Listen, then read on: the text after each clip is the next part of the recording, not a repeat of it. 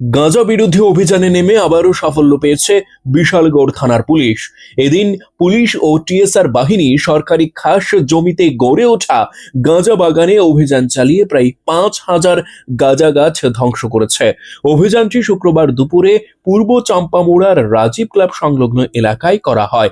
গাঁজা চাষিরা পুলিশের টের পেয়ে পালিয়ে যায়, তাই কাউকে আটক করা হয়নি।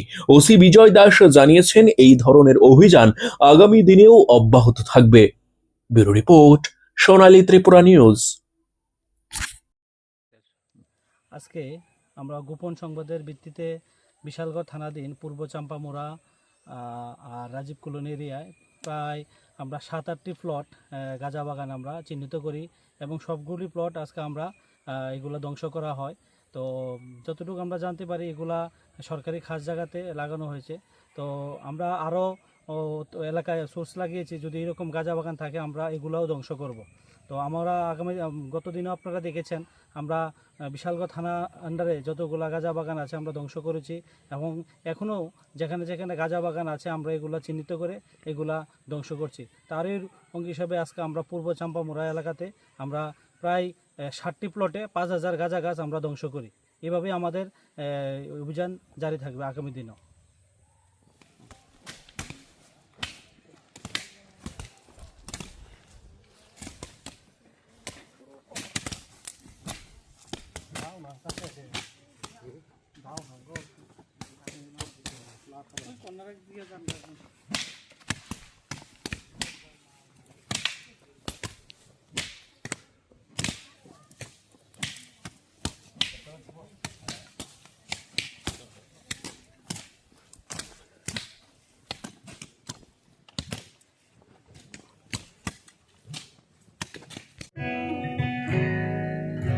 জুড়ে থাকে বাঁধন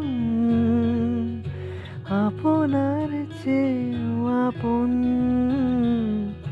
জুড়ে থাকে বাঁধন আপনার চেয়েও আপন, আপনার চেয়েও আপন।